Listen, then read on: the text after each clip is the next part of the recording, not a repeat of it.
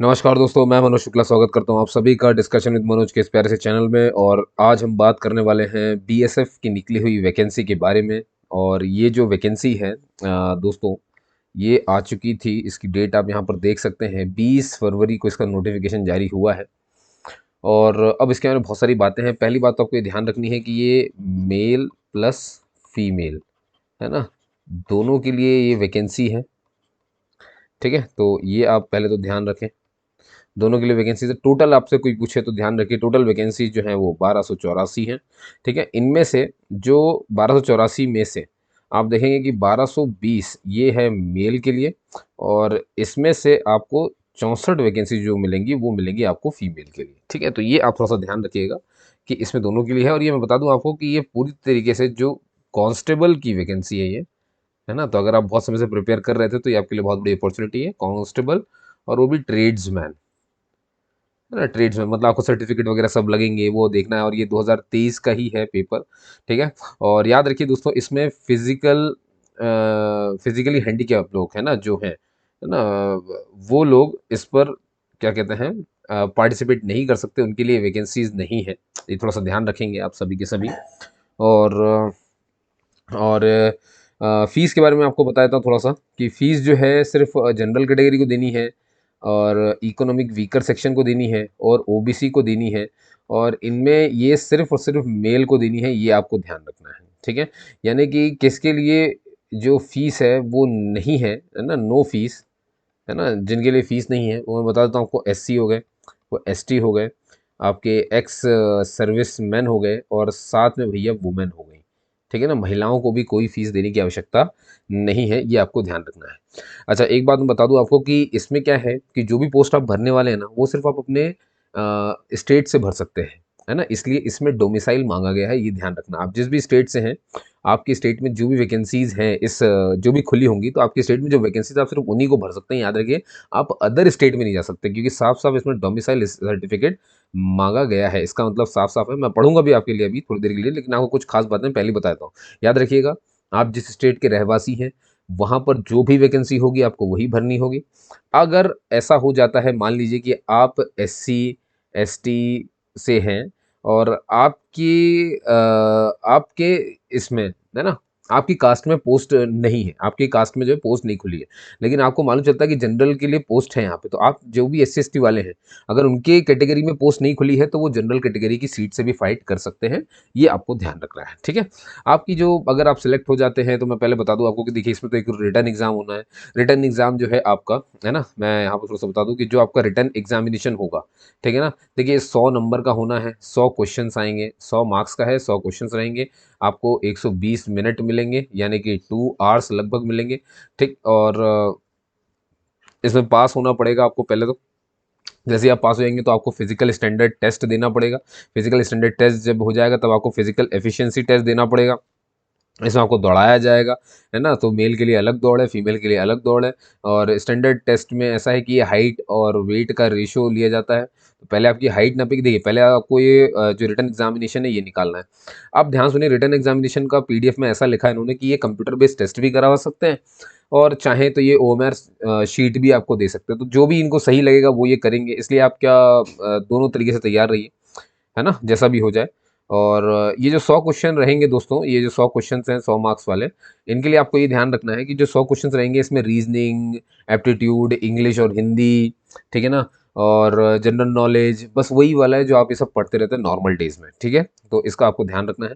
आपकी फीस जब आप सेलेक्ट हो जाएंगे कांस्टेबल ट्रेड्समैन में, अब कौन कौन से ट्रेड्स हैं उनके बारे में बात करेंगे। अच्छा, जो भी ट्रेड है, ट्रेड के सर्टिफिकेट चाहिए। कुछ ट्रेड है जिनकी सर्टिफिकेट की रिक्वायरमेंट नहीं है, लेकिन कुछ ट्रेड है जिनकी सर्टिफिकेट की रिक्वायरमेंट पड़ेगी। ठीक है, और चलिए बाकी तो मैं आपको नीचे पढ़ते पढ़ते बताऊंगा। ठीक है, तो बहुत कुछ आपने यहाँ पे समझा होगा। अब देखिए, यहाँ पे मैंने बता दिया आपको कि एजुकेशन सर्टिफिकेट आपको तैयार रखना है, ट्रेड एक्सपीरियंस सर्टिफिकेट आपको तैयार रखना है, एज, फिजिकल स्टैंडर्ड टेस्ट और फिजिकल एफिशिएंसी टेस्ट, इन सब के लिए आपको तैयार रहना है। रिटर्न एग्जामिनेशन देखो क्या क्या होगा, रिटर्न एग्जामिनेशन होगा, फिजिकल स्टैंडर्ड टेस्ट होगा, फिजिकल एफिशिएंसी टेस्ट होगा, इसके बाद आपका डॉक्यूमेंटेशन होगा, फिर आपका ट्रेड टेस्ट अगर कोई है ऐसा तो, और आपका आखिरी में डिटेल्ड मेडिकल एग्जामिनेशन होना है। आप सिर्फ एक ही पोस्ट के लिए अप्लाई कर सकते हैं, ये बात इन्होंने साफ साफ लिख दी, इसलिए इसका ध्यान रखें। ठीक है, और सिलेक्शन आपका पूरा का पूरा मेरिट के बेस पर ही होने वाला है। Candidate has to apply against vacancies allocated to, देखो साफ साफ मैंने कहा ना आपसे पहले, आप सिर्फ अपने जहां आप जिस स्टेट के रहवासी हैं आप सिर्फ वहीं के लिए अप्लाई कर सकते हैं, वहीं से फाइट कर सकते हैं और दूसरे स्टेट में आप फाइट नहीं कर सकते। इस बात का आपको ध्यान रखना है। अच्छा, जब आप फॉर्म भरेंगे तब आपके लिए देखिए, आप जब फॉर्म भरें ना तो उसमें जाकर के अपना ईमेल आईडी और मोबाइल नंबर सही से भरना, क्योंकि इसी से आपको जानकारी मिलने वाली है। ठीक है ना, कि भाई एडमिट कार्ड आ गए हैं या नहीं आए हैं, इसका आपको ध्यान रखना है। अच्छा, जब आप फॉर्म भरेंगे तो भैया रजिस्ट्रेशन आईडी पासवर्ड आएगा, इसको बहुत संभाल के रखिएगा। ठीक है, चलिए आगे चलते हैं अब धीरे से। अब देखो, फिजिकली हैंडीकैप कैटेगरी अलाउड नहीं है, तो मैंने बता ही दिया आपको। ठीक है ना, फोटोग्राफ अगर आपकी ब्लर हुई या खराब हुई सिग्नेचर या फोटोग्राफ कुछ भी, तो आपका रिजेक्ट कर दिया जाएगा। गवर्नमेंट वाले अगर कोई हैं ऐसे, गवर्नमेंट में पहले से काम कर रहे हैं और वो इसके लिए अप्लाई करना चाहते हैं, तो पहले उन्हें नो ऑब्जेक्शन सर्टिफिकेट अपने बॉस से लेकर के आना पड़ेगा। ठीक है, और आपको भैया मार्कशीट्स और जो एक्सपीरियंस सर्टिफिकेट है ये सब अपलोड करना होगा, इसलिए पहले से उनको स्कैन करा के रख लें। ठीक है ना, फोटो वगैरह सब कुछ। मैं तो ज़्यादातर यही कहूँगा कि आप कहीं ऑनलाइन चले जाएं और वहाँ जा करके भर दें, वो ज़्यादा अच्छा है। ठीक है, सारे जो एडमिट कार्ड है भैया वो आपको वेबसाइट पर ही इनके मिलेंगे बीएसएफ के, इसलिए वहाँ पर विजिट करते रहें, ऐसा इनका कहना है। ठीक है ना, और बाकी ये सब तो ज़रूरत नहीं है आपको समझने की। और नीचे चलते हैं, यहाँ पर मैंने पहले से पढ़ा है तो मैंने कुछ मार्क करके रखा है। ये मैंने कहा था ना आपके लिए, देखिए या तो कंप्यूटर बेस्ड टेस्ट करा देंगे, ऑन जो कंप्यूटर पर बैठ के होता है, या तो ओएमआर दे देंगे। इसमें और लगा के रखा है, अब क्या करेंगे ये तो बीएसएफ वाले ही जाने। ठीक है, तो रिटन एग्जामिनेशन है, दोनों ही भाषाओं में ये होगा, इंग्लिश और हिंदी में ही होगा। ठीक है, और एग्जामिनेशन फीस की अब मैं बात करूँ दोस्तों, देखो तो 100, मैंने कहा था ना जनरल वाले, इकोनॉमिक वीकर सेक्शन और ओबीसी, इनमें भी कौन सिर्फ मेल है ना, सिर्फ मेल, फीमेल के लिए नहीं। इनको 100 प्लस 47.20 यानी 147 रुपये के आसपास इनको जो है फीस देनी है, और बाकी को नहीं देनी है। जैसे वुमेन के लिए फ्री है, एससी एसटी एक्स सर्विसमैन, इनके लिए कोई फीस नहीं है।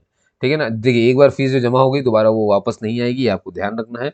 और ये भैया दिया हुआ है कि रिक्रूटिंग एजेंसी कौन कौन सी है किस स्टेट में। जैसे जम्मू कश्मीर में आप देखेंगे तो फ्रंटियर HQ बीएसएफ श्रीनगर, और ये उसके रिक्रूटिंग एजेंसीज हैं यहाँ पर लिखी हुई है ना। ऐसे ही आप चलते जाओ तो पंजाब, हिमाचल प्रदेश, चंडीगढ़ में आप देखोगे पंजाब का जो फ्रंटियर हेड क्वार्टर बीएसएफ का है, बस वही इसकी रिस्पॉन्सिबिलिटी रखता है यहाँ पर। मतलब हर जगह के स्टेट के इन्होंने बांट के रख दिया कौन कौन रिक्रूटिंग एजेंसी रहेगी वहाँ पर। ठीक है, चलिए, तो ये आप देख सकते हैं यहाँ पर है ना, पीडीएफ में आपको प्रोवाइड करा दूंगा, लिंक भी दे दूंगा। भाई एज सबसे इंपॉर्टेंट है, 18 से 25 साल की एज अगर आपकी है तो ही आप इसे भर सकते हैं, लेकिन याद रखिए ये जनरल कैटेगरी के लिए होती है।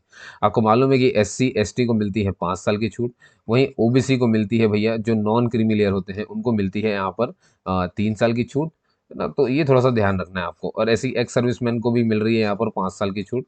ठीक है, तो इसको ध्यान में रखिए। इसके हिसाब से इनके एज को बढ़ा दीजिए, ये जनरल के लिए एज होती है ना, ये लिमिट जहाँ लिखी रहती है। चलिए अब आगे बढ़ेंगे, और अब यहाँ पर आती है भैया कि एजुकेशनल कौन कौन से आपको दिख जाएंगे। देखो एक तो कांस्टेबल, जो ट्रेड्स हैं जिनकी बात करते हैं, देखो कांस्टेबल तो है, कांस्टेबल ट्रेड्समैन। अब कौन कौन से ट्रेड में, तो एक तो कॉबलर है, एक टेलर है, एक वॉशरमैन है, बार्बर है, स्वीपर है। अगर आप इनमें से किसी के लिए भी भरना चाहते हो तो आपके पास 10वीं होना चाहिए, आप इनमें काम में बहुत प्रोफिशिएंट होने चाहिए, आपके पास जो है ट्रेड टेस्ट आपने क्वालिफाई करना पड़ेगा जब आप आगे जाएंगे तो, है ना। और फिर अगर आप कांस्टेबल कुक के लिए भरते हैं, वाटर कैरियर के लिए भरते हैं, वेटर के लिए भरते हैं, तो 10वीं पास होनी चाहिए, और आपके पास national skill qualification framework level 1 course होना चाहिए in food production kitchen corporation, और फ्रॉम पता नहीं कितने सारे सर्टिफिकेट मांग लिए इनने, भगवान जाने। मैं तो कहता हूँ फॉर्म भर देना, अगर सर्टिफिकेट ना हो और ये सब आता हो तो, है ना, बाकी देखते हैं क्या होता है। ठीक है, अब भाई फिजिकल स्टैंडर्ड की बात करो, देखो जो बाकी कैंडिडेट जो इस लिस्ट में नहीं आते, ये देखिए ST ST ST यहाँ पर लिखा हुआ है, लेकिन ये अलग अलग रीजन के हैं, इसलिए परेशान मत होंगे ST वाले मेरे भाई कि ये मतलब सर चल क्या रहा है यहाँ पर, समझ नहीं आ रहा। तो नहीं, आप यहाँ पर अपना रीजन देखिए कि कौन सा है। जैसे कि ये है भैया लिखा हुआ कैटेगरीज फॉर जो सारे स्टेट्स और यूनियन टेरिटरीज और districts except as given in the following para, है ना। तो ये सारे ST हो गए ऐसे। अब ये तो कोई अलग अलग LW अफेक्टेड अलग है, ये candidate selling from north eastern states ये अलग है, तो इनके लिए अलग अलग। तो मैं आपको नॉर्मल बता रहा हूँ, जो नॉर्मल लोग हैं उनके लिए बात कर रहे हैं अपन, कि भैया हाइट आपकी अगर आप मेल हैं तो हाइट आपकी 165 सेंटीमीटर होनी चाहिए, और चेस्ट आपका 75 बिना फुलाए और फुलाने के बाद 80 यानी 5 सेंटीमीटर तक फूल करके होना चाहिए। महिलाओं के लिए बात करें तो इनके लिए चेस्ट नॉट एप्लीकेबल है, लेकिन हाइट इनकी मांगी गई है 155 सेंटीमीटर, ये आपको पता है। तो इनके लिए हाइट जो ये नॉर्मल है ना। अब इसके बाद नीचे आप देखेंगे तो कैटेगरी वाइज आप इन्हें खुद भी पढ़ सकते हैं। ठीक है, इनमें ज़्यादा अब जैसे असम, हिमाचल प्रदेश, गढ़वाली, कुमाऊनी, इनके लिए भैया 162 सेंटीमीटर मांग ली गई है, और सीना उतना ही मांगा गया है, लड़कियों की हाइट कम कर दी गई है, 152 हो गया। और नीचे ले आओगे मणिपुरी, मेघालय, मिजोरम में तो देखोगे 160 सेंटीमीटर लोगों की हाइट, चेस्ट उतना ही मांगा गया है, लड़कियों की हाइट 150 सेंटीमीटर कर दी गई है। ठीक है ना, तो ऐसे करते करते ये जो है अब वो तो खैर अपने अपने एरिया की बात है। अब याद रखिए आपकी नौकनी नहीं होनी चाहिए, मतलब आपको घुटने टकराने नहीं चाहिए, आपके जो तलवे हैं ना वो सपाट नहीं होने चाहिए, फ्लैट फुट की आपको नहीं होनी चाहिए, है ना, कि भाई पूरे थोड़ा सा वो रहना चाहिए गैप। ये ध्यान रखेंगे। बाकी मैंने बता दिया 100 मार्क्स के क्वेश्चन हैं, 100 क्वेश्चन हैं, 100 मार्क्स के हैं। अच्छा, कितना क्वालिफाइंग है अगर रिटर्न एग्जाम कोई देता है, तो ये ध्यान रखना। देखिए, आप अगर जनरल वाले हैं और इकोनॉमिक वीकर सेक्शन के हैं या एक्स सर्विसमैन हैं, आप दे रहे हैं अगर पेपर, आपको 100 में से 35% नंबर लाने पड़ेंगे, तब आप यहाँ रिटर्न एग्जामिनेशन क्वालिफाई करेंगे और अगले स्टेज में जाएंगे। ठीक है। वहीं अगर आप SC ST वाले, OBC वाले, तो आपको 33% मार्क्स लाने पड़ेंगे 100 में से। इसका ध्यान रखना। ये कोर्स मैंने बता दिया था, जीके आ रहा है, मैथ्स आ रहा है, एनालिटिकल एप्टीट्यूड है, हिंदी इंग्लिश का कोई एक पेपर हो जाएगा। सबके 25-25 क्वेश्चन रहेंगे, सब 25-25 मार्क्स के हैं, तो इसीलिए भैया 100 क्वेश्चन 100 मार्क्स, 2 घंटे का टाइम, यानी 120 मिनट आपको मिल रहा है। अब आपको क्या चाहिए, जैसे कि आप इसे पास कर लेंगे तो इसके बाद आपका बिल्कुल भैया तुरंत हाइट वाइट नापेंगे, जो मैंने भी आपको दिखाया था ना, इसे कहते हैं फिजिकल स्टैंडर्ड टेस्ट। ठीक है, पहले होता है रिटन टेस्ट नंबर 1, जो क्वालिफाई कर लेगा, जो पास कर लेगा, उसी को जाना है सेकंड स्टेज में, यानी कि फिजिकल स्टैंडर्ड टेस्ट। इसमें मतलब हाइट नाप रहे हैं और आपका वेट नाप रहे हैं, अगर आप उसमें पास होते हैं तो ही, है ना, जब आप इसमें पास होंगे तभी आप थर्ड स्टेज में जाएंगे, फिजिकल एफिशिएंसी टेस्ट में।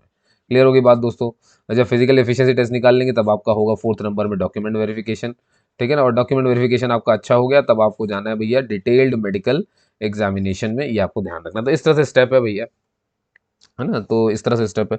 चलिए, तो देखते हैं भैया कि अगर आपने किसी ने हाइट वाइट निकाल ली तो अब उसे क्या करना है। तो पर्सन जो फिजिकल एफिशिएंसी टेस्ट है, इसमें मेल के लिए 5 किलोमीटर आपको दौड़ाएंगे ये 24 मिनट के अंदर, है ना। अगर लड़के हो आप तो 5 किलोमीटर आपको दौड़ना है 24 मिनट में दौड़ना, आधे घंटे से 6 मिनट कम है भाई, तो इसलिए बहुत तेजी से दौड़ना।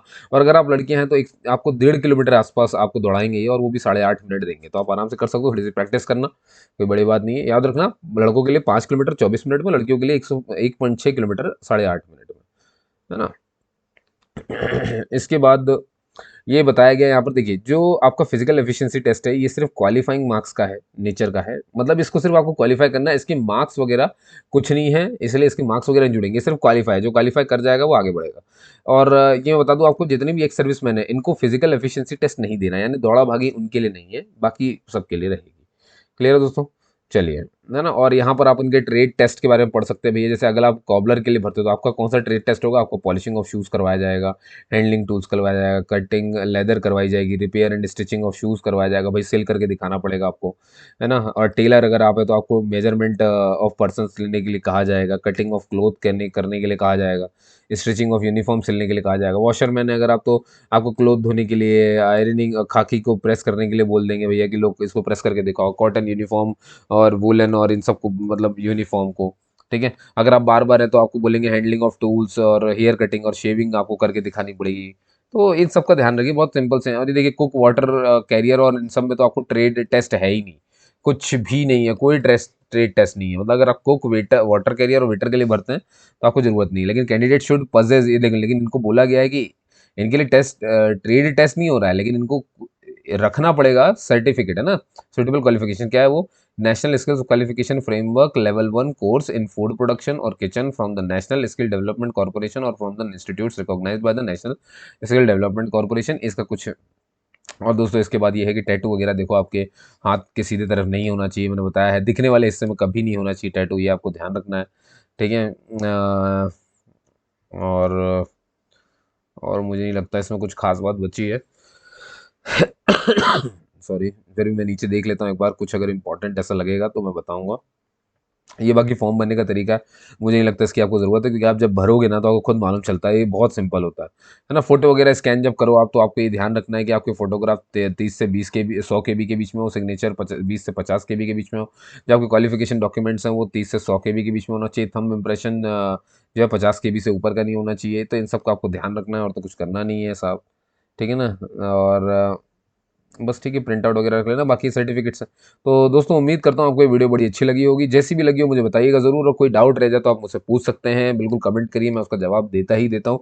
हाँ, थोड़ा सा डिले हो जाता है कभी, अगर मैं ध्यान नहीं दे पाऊँ तो उसके लिए मैं क्षमा चाहता हूँ, लेकिन मैं आपको जितनी जल्दी होगा रिप्लाई ज़रूर करूँगा। और अगर आप कोई और जॉब के बारे में जानना चाहते हैं तो बनी बात है, ठीक है ना। ठीक है दोस्तों, कोई बात नहीं, आपकी मदद मैं यूँ ही करता रहूँगा, है ना? मुझसे जुड़ने के लिए बहुत-बहुत धन्यवाद और मुझे सुनने के लिए भी बहुत-बहुत धन्यवाद। आप सभी का दिन शुभ हो। जय हिंद, जय भारत, हैप्पी होली।